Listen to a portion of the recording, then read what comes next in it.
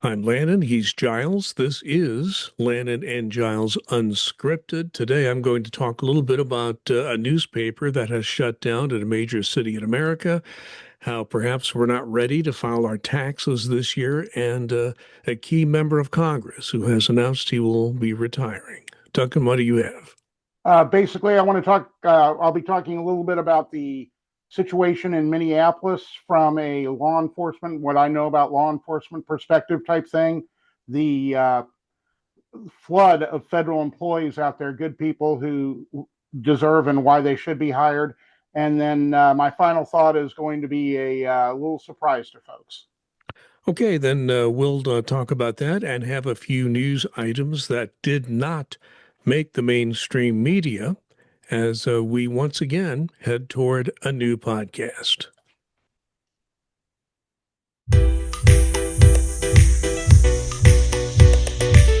Welcome to Unscripted, a podcast with no script by design. We're not following a plan, and that's exactly the point. This show is about whatever's on the minds of your hosts, Larry Lannan and Duncan Giles.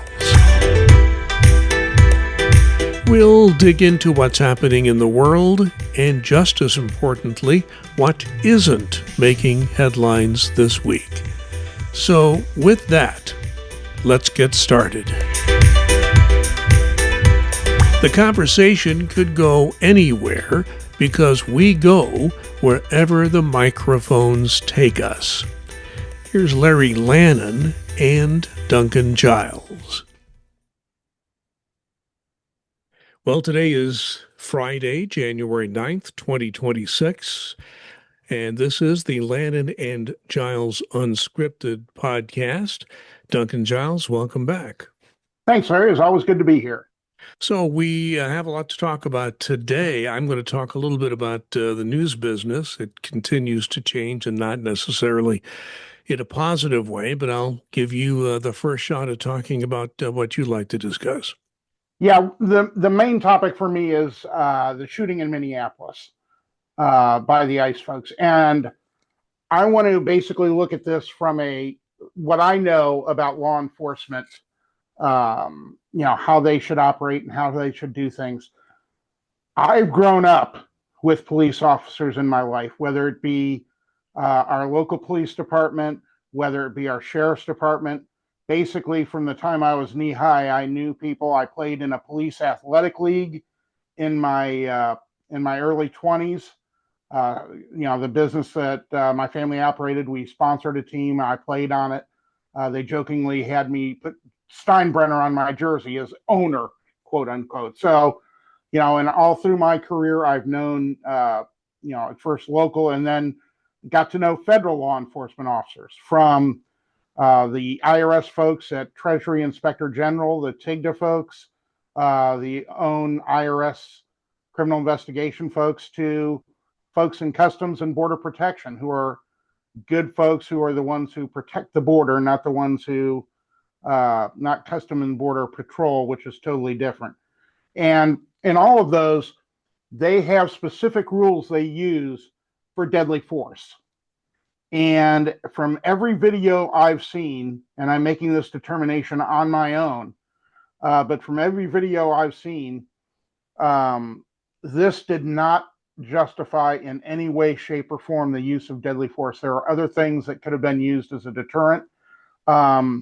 These folks in ICE, as well as many other federal government agencies, basically most of them aside from FBI and CIA, are trained in down in Georgia or some of their subsidiary locations by FLETC. And these are federal law enforcement instructors, firearm instructors. They specifically go to training to learn how to and when to use deadly force. And from what I've seen of this horrific shooting, and I can't label it anything else but a horrific shooting, the fact that that deadly force was used, to me, is totally unconscionable. And also the fact that there is a spin out there that ICE agents were in deadly bodily danger from this driver, which the videos do absolutely not back up. And again, this is also what happens when you put federal agents or federal troops or National Guard in places where they're not asked for. You know, in our history, it's been if we need enforcement help, you know, National Guard, things of that nature, the vast majority of the time, it is asked for by the state or sometimes even the local government.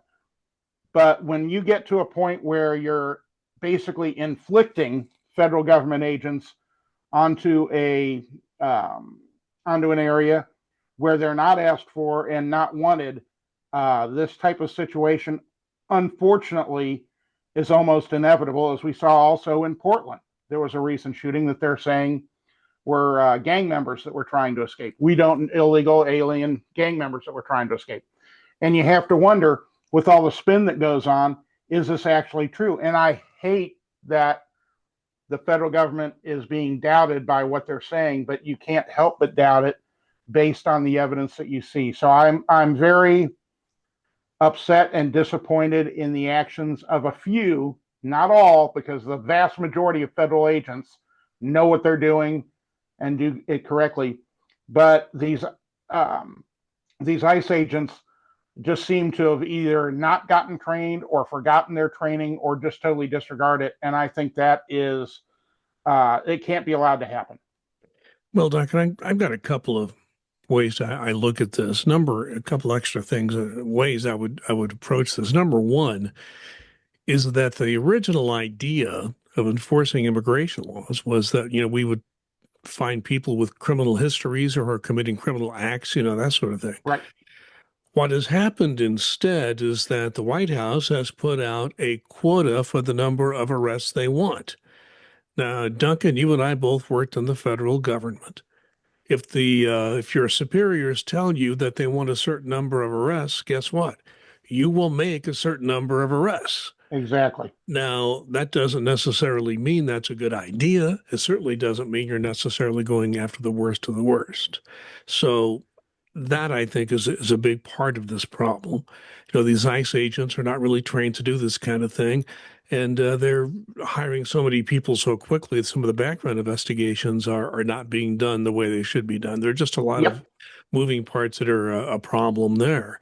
And I blame the people at the top, not the agents at the bottom. Although they have to be held accountable, I think some of the blame has to go toward what's happening at the top. But the other part of this that I'm very concerned about actually goes back, and I'm old enough to remember all this, of all things, the Vietnam War. And the reason I say that is that when I was in the early 70s, there was a book written by a very outstanding journalist who wrote a number of books for his untimely death and a traffic accident. His name was David Halberstam. He wrote a book called The Best and the Brightest. And that was, I think, around 1973, 74. But that was, when Vietnam it was still going on, but not quite completely done. But the war had wound down to the point where he had been a war correspondent for the New York Times in Vietnam in the 1960s. And his basic point in that very large book was that during the Vietnam War, the government just would not accept any explanation of anything except a positive explanation. Right. And they Right. basically ignored what was really happening on the ground. They ignored the reality of the situation. And they ignored one very important aspect of the whole Vietnam War.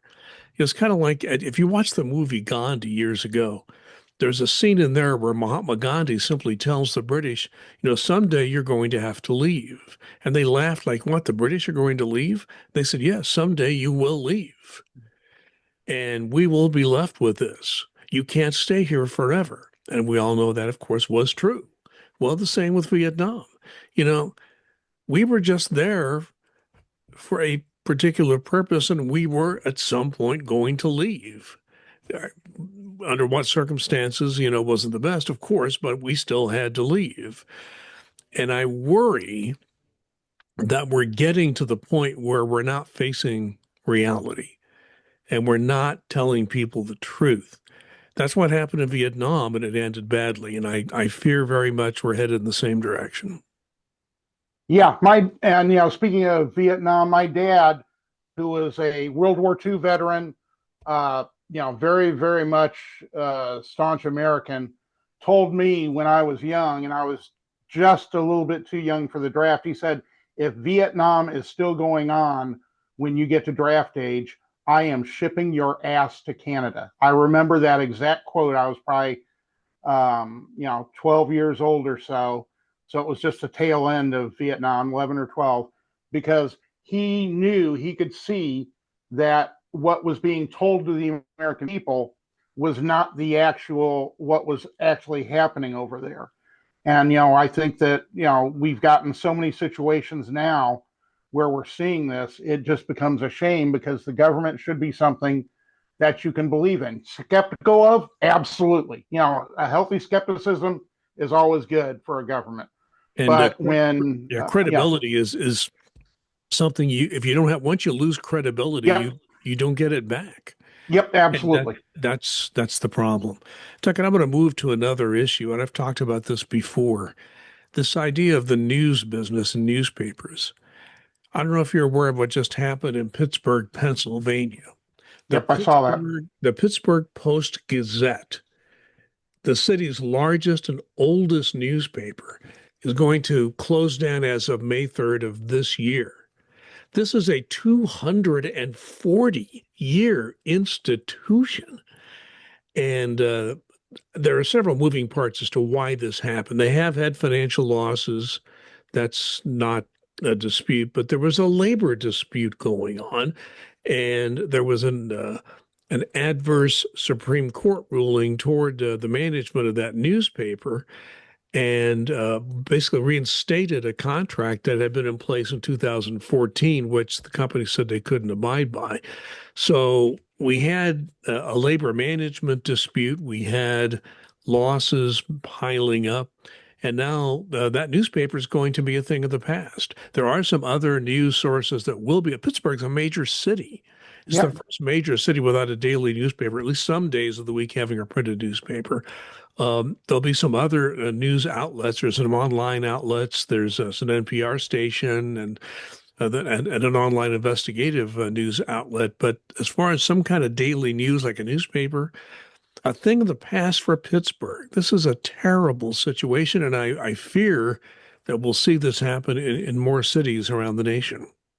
yeah, and we talked last week about it happening in Atlanta. Now, it did surprise me that Pittsburgh did not go to the model that Atlanta chose, and instead of doing printing, going strictly online with a subscription basis there. But yeah, you're right. It is a shame because newspapers, especially with good investigative reporters, have held local governments accountable. Then you've got the sports coverage that people crave. So it is a terrible shame to see it totally cease operations. So, and I think the reason it didn't go to another model is because they had a union labor dispute and they just decided to call it quits, which was sad. Instead of settling with their union, they just decided to be confrontational with their union. And this is what happened in the end. The company was called Block that ended up closing that newspaper. I think eventually we'll see some more news operations come to life there, but it's a sad situation. Duncan, I want to switch to something else. We're getting ready to file our taxes, which happens as every year begins. And, people are getting ready to file their income tax returns in America.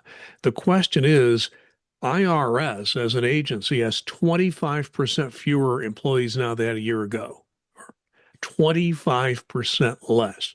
The Treasury Inspector for Tax Administration has issued a report that basically says it's going to be a huge test to see if the IRS that is left can actually process the tax returns, actually enforce the law, and provide the service that people in America expect to have to get their taxes filed.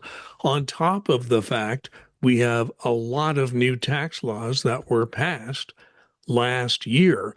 All these things are coming together, and I think there's a lot of concern about whether or not this agency of government can fulfill its mission of processing these tax returns, getting refunds out, just doing the basic work that it's supposed to do. Yeah, I think there should be a great deal of concern. Being one of those 25%, that retired in the last year, and that doesn't even take into account the folks who have left at the end of the year last year, December 31st, which many did, or somewhere right around that last couple of days of December. I think people are going to have a very tough time getting through on the phones. If they have I think that if they have, owed back taxes and are having to deal with liens or levies or something like that, they're going to have a tough time getting a hold of a revenue officer or the automated collection service, and processing the forms or returns in the service center. I think is going to be greatly impacted as well, because they had a lot of people leave, and then when they want to hire people back, they're offering jobs, temporary seasonals type thing. And that's not near as attractive a job as a full-time seasonal, so to speak. So I think it's going to be a very tough filing season. And like you mentioned as well, there are a lot of different new rules that have to be into place, and people are going to have questions. Let me move on to something else, because one thing I did for many years is attended a legislative conference that happened in Washington, D.C., which I was there to basically, how should I put it, be the advocate for federal employees, being one myself at the time. And so for several years, I went to Washington as part of the legislative conference. I'll never forget one year I was at the conference, just standing there as not, just waiting for a speaker to come up to the podium. And lo and behold, this very well-known member of Congress walks right up and shakes my hand. His name was Steny Hoyer. Steny Hoyer, a congressman from the state of Maryland, suburban to Washington, D.C. So he had a ton of federal employees in his district and was always an advocate for people who worked for the federal government. Steny Hoyer has been in Congress, I think, as long as anybody. In fact, I think he first was elected to the House in 1982. What were you doing in 1982? I know what I was doing. It was a long time ago. But the Washington Post has a reporter named Paul Kane who talked to a radio reporter about Steny Hoyer and said even though he's in his 80s, he described the man as still pretty sharp, pretty darn sharp, as a matter of fact. He did suffer a stroke in August of 2024, which slowed him down, but he still seems to be sharp, especially taking that into consideration. But he said that he didn't want to be one of these people that wanted to stick around forever. I can give you some names of people in the United States Congress who stuck around way too long and are in one who I know is in his 90s and really shouldn't be in Congress, but he's sitting there voting and doing his work there, supposedly. But he didn't want to be one of those people doing it from a wheelchair and just not able to function. He made that announcement the day before we recorded this in a speech before the House of Representatives, and people from both sides of the aisle walked right up to him and shook his hand and wished him well. The third longest serving member of the U.S. House, Steny Hoyer. He gave great service to this country, and I just wanted to say a word about him. Yes, yeah, and he absolutely deserves it. Steny has been steadfast in his help and support to federal employees and their issues, and really been a great voice in Congress for decades. And the fact that he is willing to admit that time marches on for all of us, and it's time for him to go and let others do the work. Is just a tribute to his character.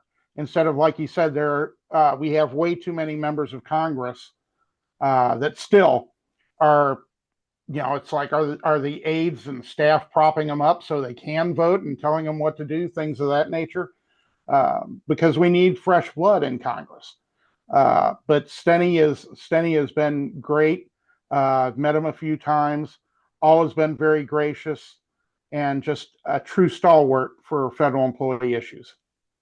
Well, I think it's time for us to move toward one of my favorite parts of this podcast every week, the news that did not make the mainstream media. And I got several of them today. And then, Duncan, I just want to say that there's something going on. Seems that we get very upset about politics. We get very stratified. We were divided politically. But the national parks have gotten involved in this because the national park rangers have been guiding visitors on how to use the stickers they use. They use stickers for their park passes in 2026. I guess these park passes have an image of President Trump on them. And there are people now who are using stickers to hide the president's face on these park passes. Uh, I guess what the park rangers are saying, if you're visiting a park and you're putting a sticker over the president's face, you may or may not like that idea, but please don't do that. It could invalidate your park pass. Don't, whether you like the president or not, don't put a sticker over his face. Yeah, and understand why people might get frustrated or not like it, something of that nature. But if this is how they are looking at, okay, this person has paid their admission or have a season pass or whatever it might be, you can't really mess with that, or it invalidates it. So totally get where the park rangers are coming from. They are trying to stay above the fray, and as federal employees, just do the job that they're assigned to do and try and make it as easy as possible. Let's go international on this one. This comes on the Guardian newspaper. There's a village in Italy that had something happen that had not happened for 30 years. In this Italian village, they had a baby born for the first time in 30 years.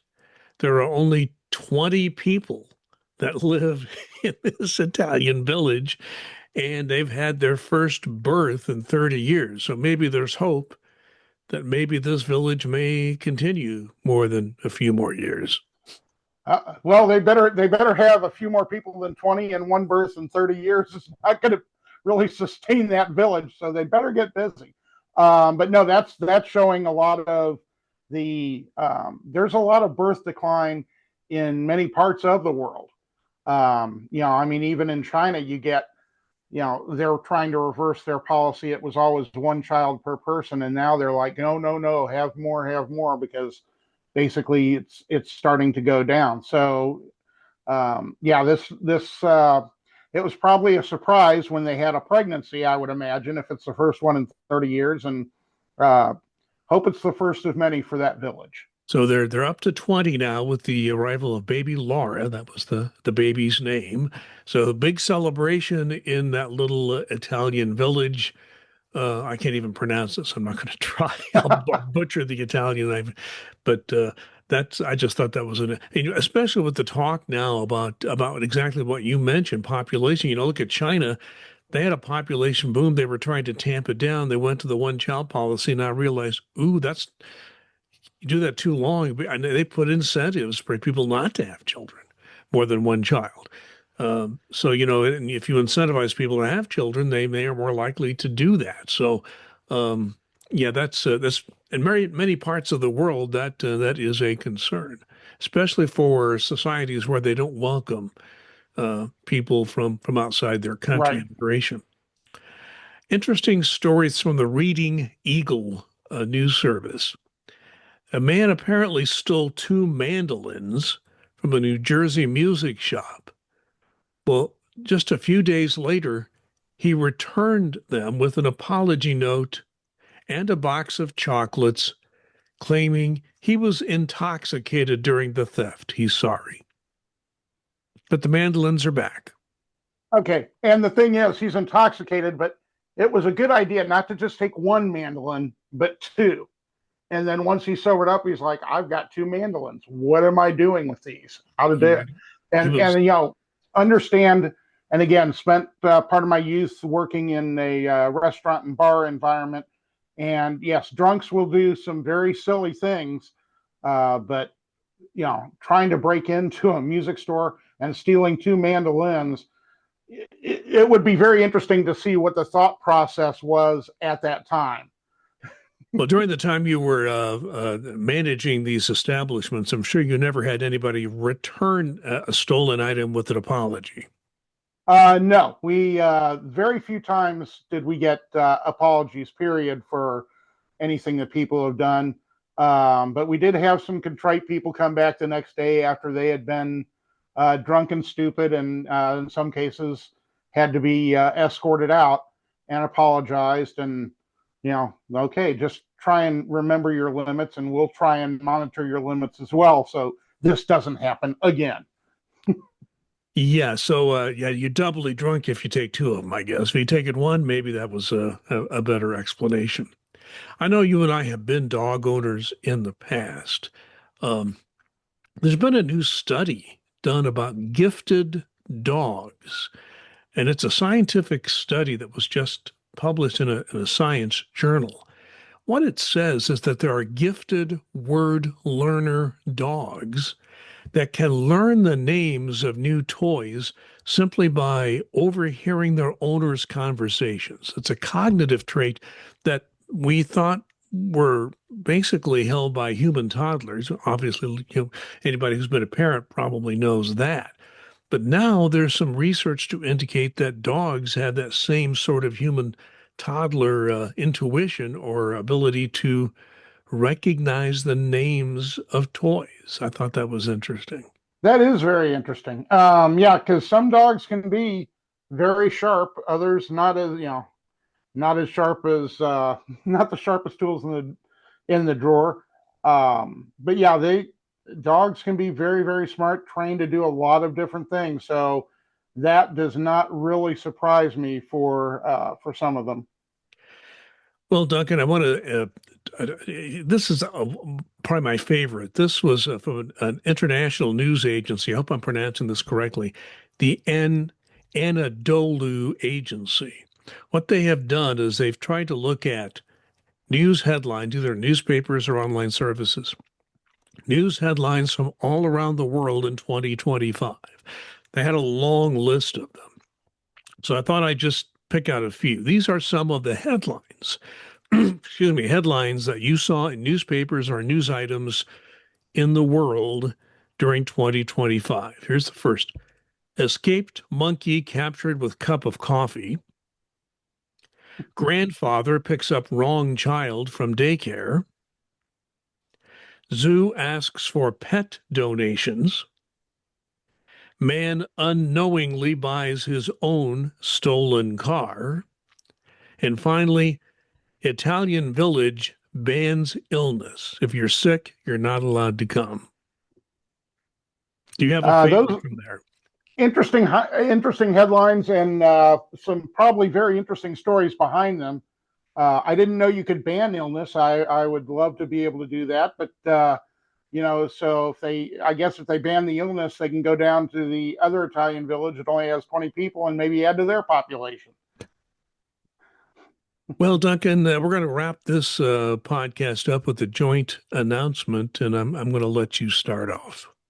Yeah, this is a decision I didn't make lightly. Um, I have decided that Larry and I have been friends for decades. He is an excellent co-host, great producer, but sometimes people have different visions for how they want a podcast to go, and we both have visions. They're just not on the same, to me, not on the same wavelength. And there's nothing wrong with that. Everybody's going to have their own vision of how they want to do things. And so I am bowing out of this podcast, sadly, just because I value our friendship too much, and I don't want to frustrate Larry. I don't want to frustrate myself, and I don't want to frustrate viewers by putting out a product that if one or both of us are not happy with, that you may not enjoy. So, I don't know what the future holds for me in podcasting, but for sadly, this project for me is going to end. Well, I think, if you're going to do a podcast, and I've studied this whole podcast thing, if you don't have a common vision, it just doesn't work.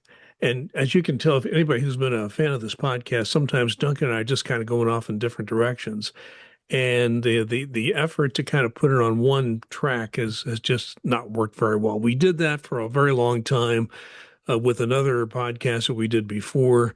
There just wasn't a joint vision for this one. So I think what we decided was, sometimes if it's not working out, just maybe it's time to call it quits. And to be honest with you, Duncan, as a producer, I'm not going to miss all the production work I have to do. So I was going to say, I bet that breaks your heart. that's going to break my. But whether I go in another direction, I've got a series of local podcasts that I produce on a regular basis. Whether I'll do another one like this, I don't know.